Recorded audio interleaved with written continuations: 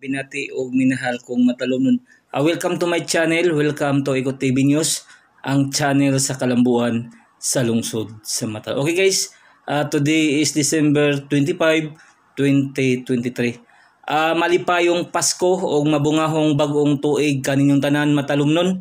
Nga I hope nga natay joy, peace and love para siguro panahon na ang panaghiusa kanatong tanan diri sa lungsod sa Matalom.